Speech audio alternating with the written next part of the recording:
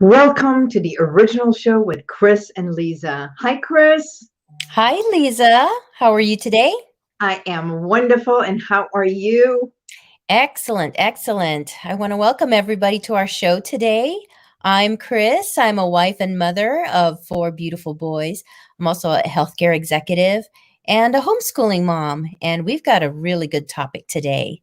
And I want to introduce my co host, Liza. Hi, Liza. Hello, Chris, and hello, everyone. Thank you for being here. I'm Liza Bubari. As you know, your expert clinical hypnotherapist, stress management consultant, and I am grateful to be co-hosting with my dear friend, Chris. So we do have an incredible show today. You want to take it? Sure. We have our show title today is Tough Choices. Mm, This past week has been an incredible week for me. You tuned in. If you tuned in a couple of weeks ago, we did have a live show where I had an issue with my father's Medicare. And so the tough choice I've had to deal with the last couple of weeks is I've had to now find a new Medicare Advantage program for him. So if there's any, health insurance agents out there that can help me out, please ping me on my email. I would love to talk to you. I have some choices to make for my 88-year-old father and his Medicare Advantage program. But yeah, tough choices is the name of the game this past few weeks. What's been trending kind of in the news now, among other things, is the whether or not to return to in-person schooling, in the district. Los Angeles Unified School District has announced that they will be returning. There's a lot of issues that parents have been talking about on our support groups and right. also emailing me as well. And a lot of it is very contentious. People seem very confused about what's going on. And I guess I wanted to bring it up with you, Lisa, because you've always been a great sounding board for me when I have had to make some tough choices. Not that you solved the problem for me, but that you've always shown me that every single person, every one of us, we have agency over our choices and the process. Really, it's the process of making Mm-hmm. tough choices that we do have control over.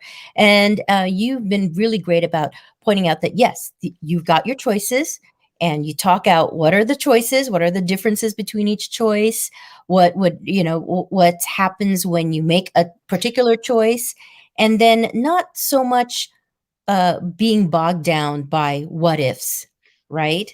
And so I guess I'd like to kind of pose it to you. What is a great way to face a tough decision to be made, when you're faced with one?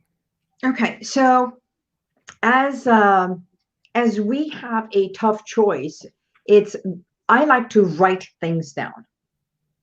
Why? Because when we start writing things down, when we are thinking, it's mulling around right here in our head, and we come up with scenarios. And usually, when we come up with scenarios, we come up with all the negatives and the tough choices, Mm, and we might even put ourselves into a distress or anxious level. But mhm. if we write it, it's like automatically taking it from here and allowing it to filter all the way through our fingers onto the pen.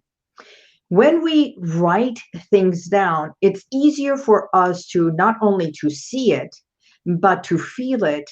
And then when we are reading it, we are utilizing all senses. Mhm. So that's number one. It's the one of the best techniques.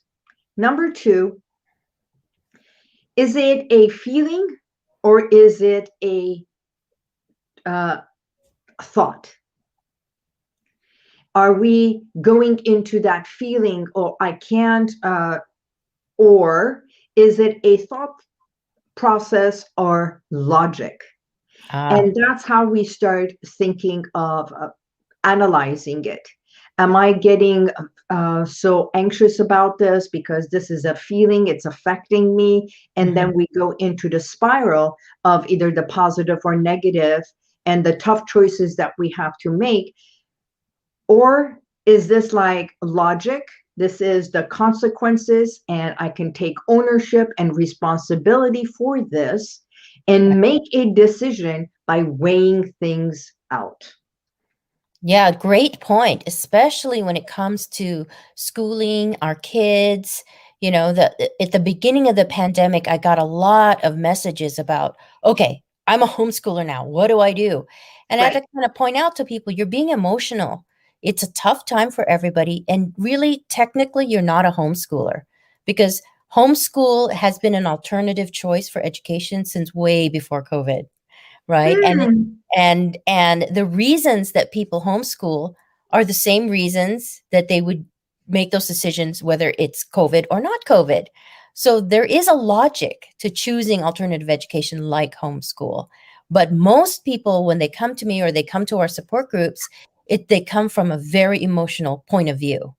And you're right. The first thing to do is, I can't do this. I work full time. I can't do this. My kids will drive me crazy. There's a lot of negativity that immediately comes up, and there's the immediately, I can't. So it's almost as if emotionally they've already made the choice, but Yep. they're still having to face a choice that they have to make logically. So Right. it's been a very interesting couple of weeks, and we've had some emails going back and forth, and on my homeschool support group on Facebook, we've had a couple of mothers posting, and this particular one that I told you about earlier. I moderate my group on Tuesdays and Saturdays. So I'm there answering questions and sending links and all that for people who are asking questions. So this mother has asked me this question on a Tuesday or a Saturday, I forget which day. But then she comes back and rephrases a question and asks a different moderator, pretty much the same question on a different day. So I think part of me feels like she is fishing for, an answer that she wants to hear, and that's not really what the support group is for. We're here as veteran homeschoolers, we know that there are just lots of ways to homeschool. There's no one way. But if you are emotional, like you were saying, if you have faced something with a lot of feeling and emotion, it does cloud, what we're trying to present. Basically, the not really answers, but just the approach. And like I said, Well, homeschooling has been Chris, around. So I think everyone comes from their own perspective. right.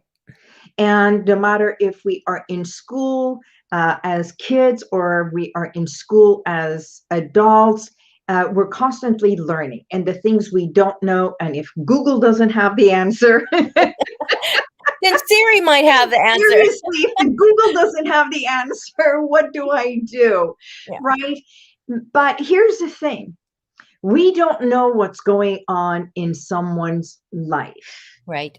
right? That's true. And when there is a support group, the support group has only so much knowledge, so much of, you have only this much of a support and reservoir for the answers, Yeah, true. right? But if this person is going through something within themselves, a turmoil within themselves, if they are facing fears, if they are feeling overwhelmed or over anxious in order to do homeschooling, and they come with this, I can't means I'm helpless. Mm, I need help. right. And if the help is giving answers of do this, do that, that's not help. This person is saying, help me settle it within myself, help me understand it, help me see how I can do it. Because there's different ways we receive information, either Yeah, kinesthetically, so true. auditory, or logically. I mean, not logically, visually. Right. So they need to internally come to that point of, yes, I can. So until the time that whoever is responding they have not satisfied the way she needs to feel internally that she is able. She sees homeschooling as I can't. Right, right. And she'll just keep asking the same question and Yeah, not get the answer she needs, unfortunately. One of because the you don't know more about her. Right, right. One of the posters actually wanted to pull their child out of school completely because they experienced a death in their family due to COVID. And I didn't know this, but California only allows 1 day of bereavement for an immediate family member, and then you're marked truant. So I, I was surprised about Wait, that, and okay, can you explain that? Is that for a company or is that for the school for the district as school, teachers? What? yeah, the school district. So, Okay. yeah. So, and this was a California school. I'm You not mean for the kids? The kids for can the only kids. be absent for 1 day? 1 day. Yeah. Wow, I didn't So, know that. yeah, my company, we allow 3 days of bereavement leave. So, but the school, this particular school in California, again, I can't confirm if it was LAUSD. If anybody is out there for LAUSD, if you can confirm that, but that's what I was told on this post. And so, they wanted to pull their kids out because how could they just give us 1 day and then I have to, send them back in or pretend that they're sick in order to get the extra days. And Wow. yeah, and I think that uh, I am all for the approach of just asking. If you don't ask, you don't get. If you need more days, I would just ask. And if the consequence is really that you're going to be truant, then you're going to be truant. I think right now, everybody is in an incredible amount of anxiety and pressure from the changes due to COVID. And especially those children, as you know, in your work, Lisa, the children who've experienced a death in the immediate family, they're experiencing even more. So Yeah, my advice would be to give your child what they need for bereavement. And if the school system is against it, then that's a consequence. But I think if you have to prioritize, I would prioritize the child. So I'm asking you, Lisa, and when it comes to these bereavement, a family member, you deal with children that have lost a parent, especially a mother. You know, right. what can we expect? I know everybody's different, but can you give me just kind of a little, insight on what a child may go through, especially, if Of they lose them? course. Um, Thank you for bringing that up. We have a nonprofit that we help the children after school program. We are not psychologists, but as a clinical hypnotherapist, stress management consultant, and our other program leaders, what we bring for the children is alternative healing modalities like sound healing that works with the chakras, creative writing so they can express, just as I said, adults need to write. Mm-hmm. Children also sometimes they can express it. And then we also have drumming so they can just release all that tension out. Children deal with it differently, actually, depending on to their age. They look, listen, and learn like sponges. So sometimes they don't understand Mm-hmm. Yeah. what death is, and there are children who understand that, yes, grandma or grandpa or auntie is no longer going to be here. They know the words nowadays. They are so aware of all this because of the gamings and movies and things like that. But it's how we treat it.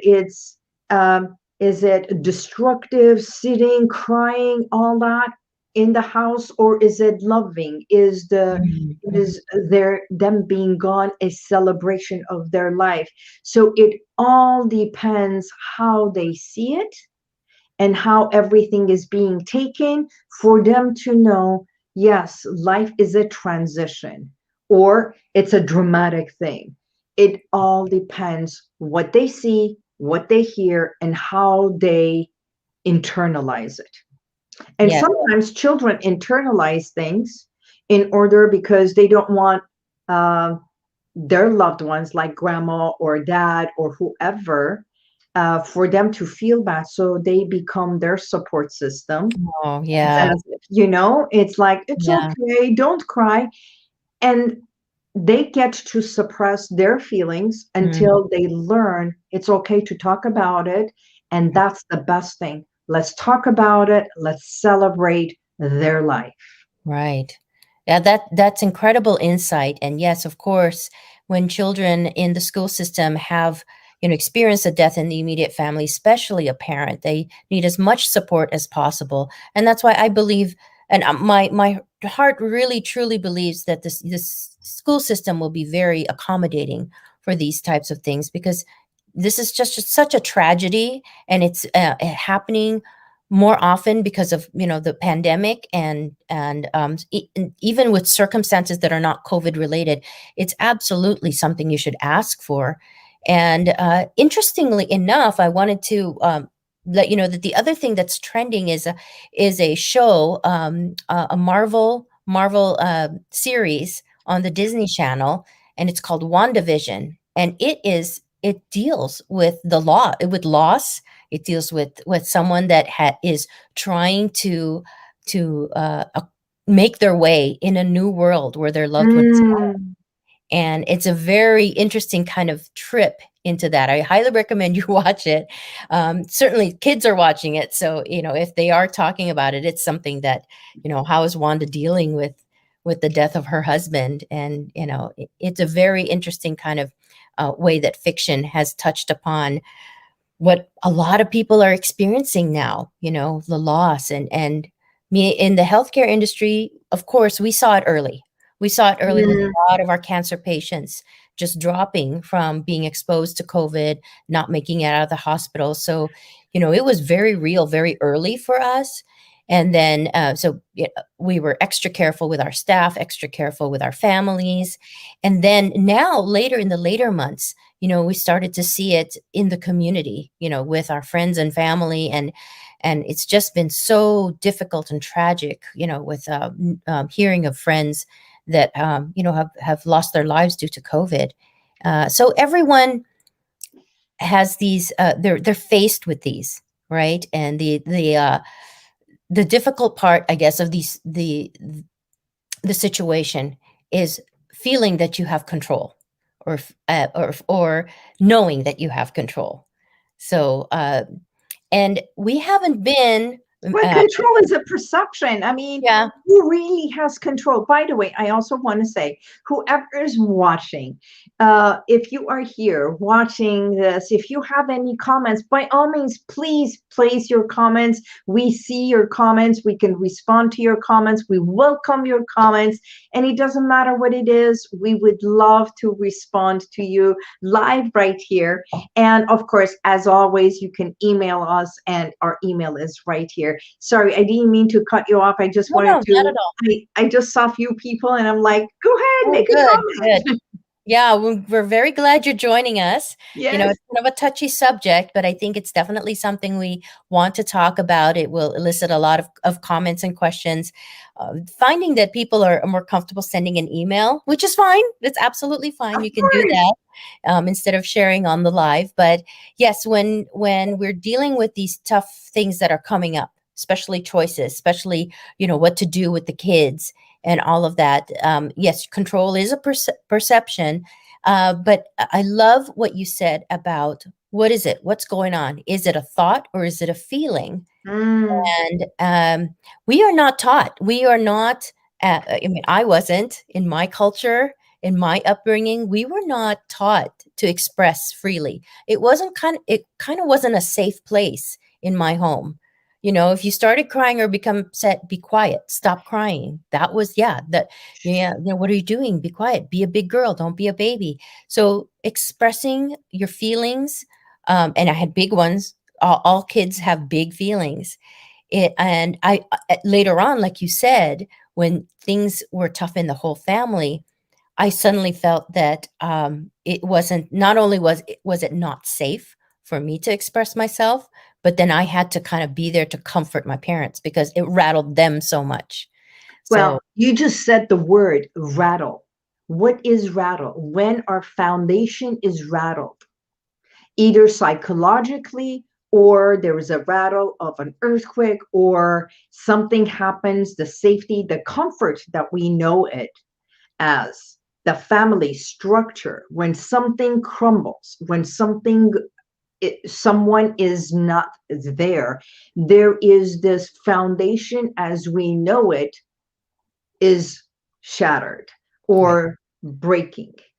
And that in itself, it rattles us emotionally, physically, energetically, to the core, or every nerve and every muscle. So that's why a lot of people, when something like that happens, they say, you know what, I was so anxious because of my anxiety. I couldn't sleep because Right. of insomnia. This is what happens. Now I have to take the medication in order for me to sleep. Mm-hmm. And, it becomes this new yo yo. And all it is, it rattled my foundation, Mm-hmm. and I need to feel safe. Yeah. Yeah. Yeah. And just recognizing that you have permission to feel what you feel. Of course. And that's a kind of a big thing. One of the things that we learn in peaceful parenting and homeschooling is, uh, kids will be kids. They'll scream, they'll cry, and for if it triggers you, one thing that we've a kind of a technique that we use is called sport casting. So this is an Mm, interesting one, sport what is casting. that? So when a child is having a tantrum, instead of be quiet, stop it, stop crying, instead of trying to stop it, you sportcast what's going on. Oh, you're upset. I see that you're so upset. I see that you're frustrated. Simply saying that, I have found 100%, it immediately cuts that tension for yourself, for me, because then I know it's not triggering me. I'm seeing what's happening to someone else. That's my child, but it's not happening to me, So, and in a way, you're validating their feelings. that's the other thing. That's the second thing, is you're validating them. They're being seen. They know that you are there. You're solid. You're not rattled by them screaming, even though it may initially rattle you to hear them Right, screaming or crying. But and sometimes you have to do it for yourself. And I found myself doing that sometimes. I'll get upset. I'm like, right. I'm feeling hot under the collar. That thing that happened on the news is making me mad, and so that I don't, take it out on the person saying That's the same thing that happened. It's like a few days ago, we were watching TV. I'm sitting next to my mom, and my mom got all rattled, and she was like all huffy and puffy because of something was happening at the news, and she's talking to the news, and I'm going, Mom, what's it to you? It's like, you're getting so emotional about something that it's happening, and it's just news. It's exaggerated to make you Mhm. feel this way. Is Yeah, to, that like, is. exactly. But you know what? It's okay, Mom. It's just news. It's overblown. It's over exaggerated, and it's going to be okay. You're okay. And she looked at me and she's like, okay, okay. Yeah, that's great. You did exactly that. You sportcasted it. You said, "Wow, you're frustrated by that. Wow, you're that's really making you mad. That's really making you emotional."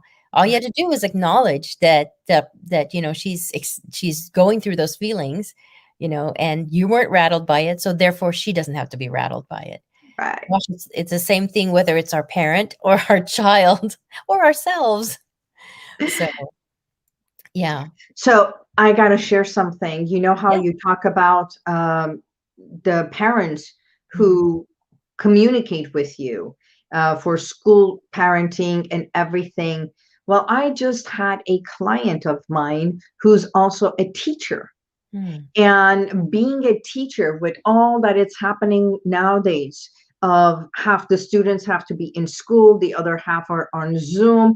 And she's like, we're all standing there thinking, how can we give full attention to here and also take care of the kids on the Zoom level? And then all these children are in their cubicles. It's like, it's just too much stress on us. They need to do either all Zoom or all in class. Yeah. And I said, okay, so what is the problem? And it came down to it would have been great if they had consulted us and have us be part of the decision. Right. When we take ownership, and it doesn't matter if it is at home, to set a table, when you ask your kids to help you set the table, when they cook with you, or when you do something with them, it's like a sense of ownership. This I can do. That is yours. That's your job. Or I trust you can do this. And it gives them a sense of, oh, I'm involved. Mm-hmm. I'm part of this family, or I'm part of this organization, I'm part of this company. And Yeah. it's like the companies that give a part of the share of their company to their employees, they feel ownership. Right. Yeah. So, We recently had a big renovation and move in one of our practices, and one of the things that I made sure to do was to have our nurses and medical assistants see the plans for the new suite and walk through it, on the plans and ask their opinion, because I absolutely 100% agree. When you have a weigh in, you'll have buy in. So that's when mm, people are able to weigh in on a decision, they will buy in, when even if the decision is not 100% their choice. But in this case with your teacher, and it's true, teachers feel like this decision was made for them, that now they have to deal with somebody else's decision. And maybe everybody would have come, even if the teachers had come in and weighed in on all of it, maybe it would have come out the same. But the feeling, you said, would be much lighter, much more, they would have more ownership over what was right. going to go on and what was going to happen. So, and that's Because the at thing the end, they too. are the ones teaching, they are the Yeah, ones in the class, they are the they're the ones. ones in the classroom. So, Right, yeah. right, And absolutely. I think it goes back to your email when she Mhm. says, I can't. What if she takes ownership of sitting with her kids, and just what's the difference between doing homework with them for 3 hours at night, or just being with them, supporting them, do the homework? And through COVID, everybody became homeschooled, Yeah, yeah, right? And I understand.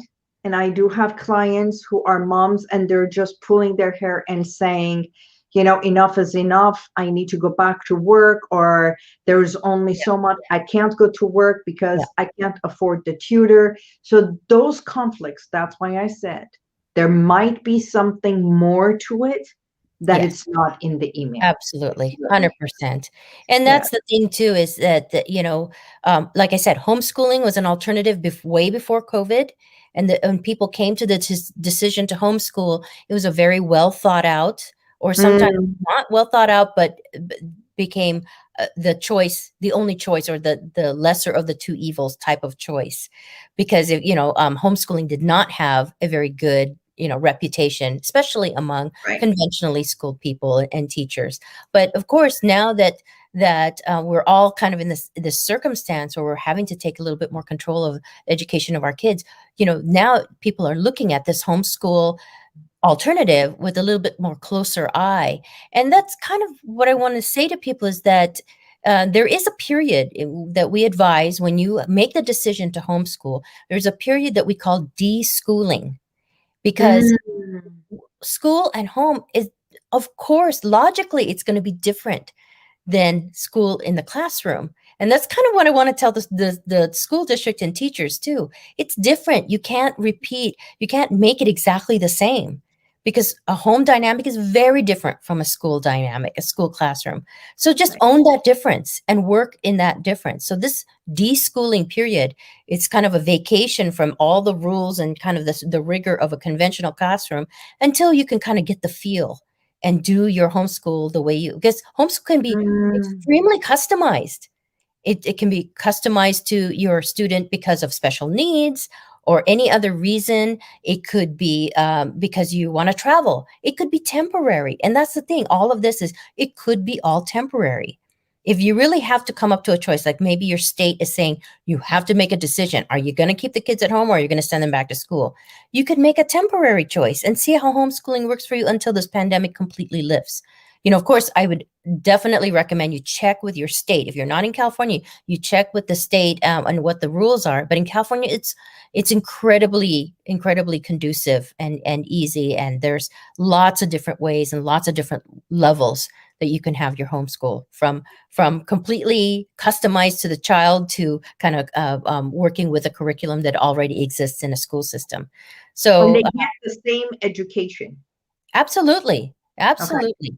Yeah, the same or better, or in a You case know, when you with a bereavement child, you want to right. take a break from education. Give them a break for 2 3 months, however long they need that support. Then they can come back, and instead of, they're troubled, and for 2 months you're getting F's because you're just not concentrating on school.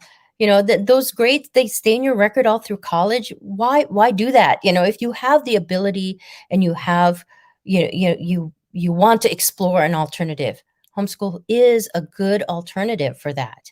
But of course you have to approach it intelligently, with lots of your choices, tough choices, but all your choices on the table, and separate logic from feelings Hmm.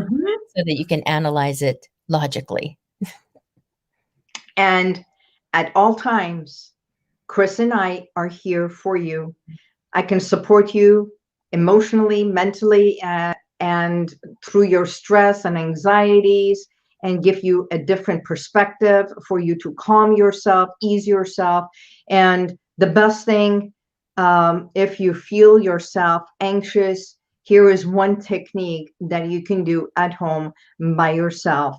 It's you place your hand upon your chest as if you are doing a pledge, and you place another hand on your stomach, which is your core, your beginning of life. And as you breathe in and out and exhale, very gently tap upon your clavicle. And as you do, you allow that anxiety from your stomach, if there is a churning, if your heart is beating, then this gentle tapping automatically relaxes, and you can slow it down.